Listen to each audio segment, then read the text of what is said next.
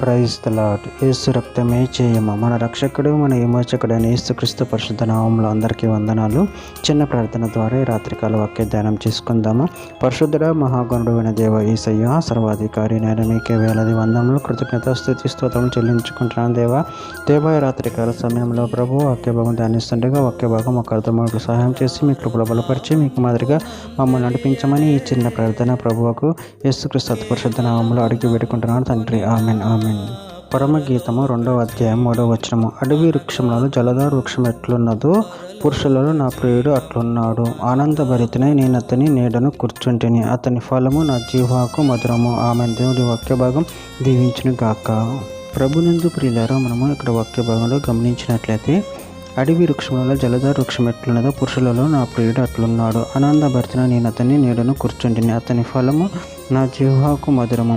అదేవిధంగా వాక్య భాగంలో గమనించినట్లయితే యెషయా గ్రంథం 4వ అధ్యాయం 2వ వచనం. ఆ దినమున యెహోవా వచ్చును మహిమయు భూషణ మగును. ఇజ్రాయేలులో తప్పించుకున్న వారికి భూమి పంట అతిశయాస్పదముగాను శుభలక్షణంగాను ఉండును. పరమగీతము 5వ అధ్యాయం 10వ వచనం. నా ప్రియుడు ధవలవరుడు రత్నవరుడు 10,000 మంది పురుషులలో అతని గుర్తింపవచ్చును.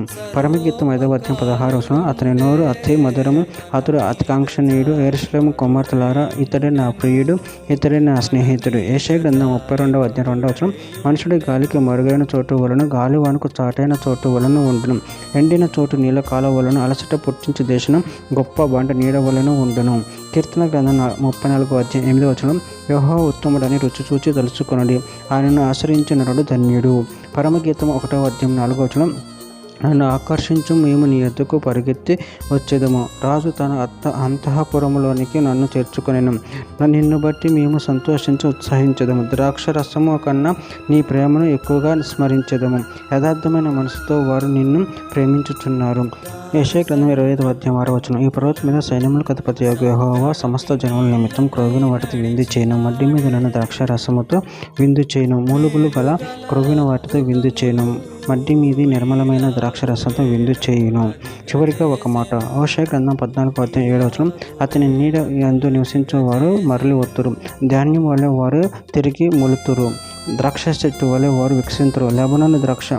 లెబనోను ద్రాక్ష రసము వాసన వల్ల వారు పరుగులింతురు. ఆమె దేవుడి వాక్య భాగం దీవించును కాక. చిన్న ప్రార్థన చేసుకుందాము. పరిశుద్ధుడ మహాగణుడు అయిన దేవ యేసయ్య, ఇచ్చిన ఒకేదైనా ప్రేమ కృతజ్ఞతలు చెల్లించుకుని ప్రభు నిరంతరం మీ ప్రేమ కృప మమ్మల్ని పర్ల పరిశుద్ధపరచు కాచి కాపాడమని చిన్న ప్రార్థన యేసుక్రీస్తు పరిశుద్ధ నామములో అడిగి పెట్టుకుంటున్నాను తండ్రి. ఆమెన్.